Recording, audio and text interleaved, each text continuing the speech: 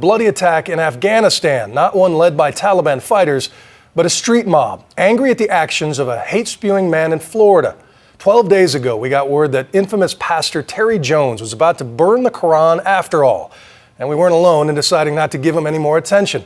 Less than 30 people showed up. Most media ignored it.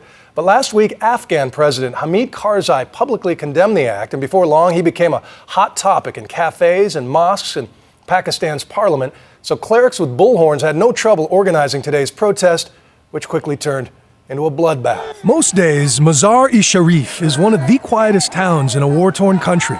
So there was no real alarm when local Afghans marched on the UN compound, shouting slogans against Israel and America, and this moment in a faraway Christian church 2 Sundays back. And the Koran was found guilty. The man at the desk is Pastor Terry Jones, the self-appointed judge in a mock trial of the Koran. In front of him is Pastor Wayne Sapp, the executioner, who went on to light a copy of the Holy Book soaked in kerosene. Though video of the actual burning can be found through links on Jones's website, there's no telling how many people at today's rally actually watched it. But you can see the crowd grow angrier when a radical cleric announced that not one, but many Korans were burned. Their anger soon turned to action, and they rushed the gates. Unable to stop the crush, Afghan police shot into the throngs of people, killing at least 4. But they were soon overwhelmed, their AK-47s taken. The guns were then used to mow down 4 Nepalese security guards. And once inside, 3 UN workers were murdered, at least 1 beheaded. Afghan police say they've arrested 20, including a man they call the mastermind who sparked the riot.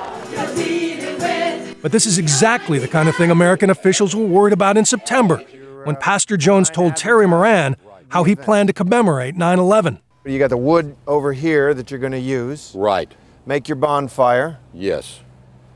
And burn the Quran.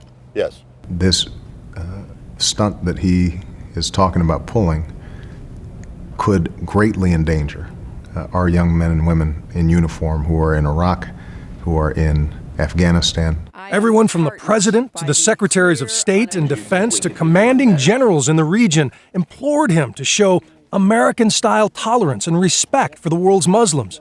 And back then, Terry Jones told Nightline that their pleas worked. But his new idea was even more offensive: a mock trial for the Holy Book, with 4 possible forms of punishment. Those forms were burning, shredding, drowning, and the Quran would face a firing squad. With his pistol on his desk in front of him, Jones explained to me tonight his new twisted reasoning.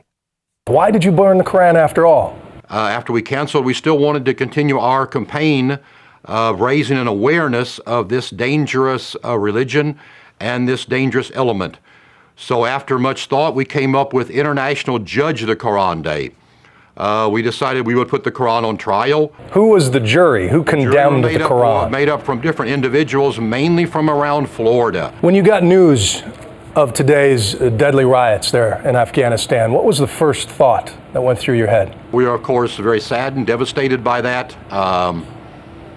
It is, of course, a terrible thing. Anytime anyone is killed, I think it definitely does prove that there is a radical element of Islam. Should you bear any responsibility for inciting today's horrific actions? We do not feel responsible, no. We feel more that the Muslims and the radical element of Islam, they use that as an excuse. Don't your actions make it that much easier for these radical imams to incite this sort of thing? They now have a specific incident of an American burning their most sacred text. Doesn't that make it easier for these radicals to incite and spread their murderous hate?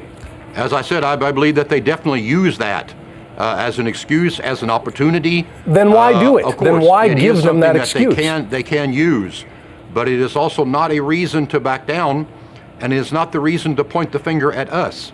When you burn the text that 1.3 billion people consider holy, how does that raise awareness of the radical fringe? Well, I think we see that very clearly what they did for years and years, and we have never forced them to adapt human rights, civil rights, freedom of speech, freedom of religion. Here's the ironic part to your argument there. The timing of this comes at a time of unprecedented awakening across the Arab world. People motivated by all the things that you talk about, freedom of speech, democracy, are taking to the streets. It's not a religious movement. It's purely a democratic populist movement. But now this incident, and the headlines will be that this happened as a result of your actions, may help derail that very thing that you're asking for. No, I don't think it will do that. I believe that it is time to raise that awareness. And for Jones, this is also a time to raise money. Since there's no way his tiny congregation can cover their soaring security bills, he recently put his church up for sale on Craigslist. And as millions of peaceful Muslims wrestle with another horrific act carried out in their name, it was a deliberate choice not to ask Pastor Jones about any future Koran burning plans. And to be honest, we really wrestled with the decision to give him any more airtime tonight, but ultimately felt that you are capable of making your own judgments, and we hope you share them with us at abcnews.com.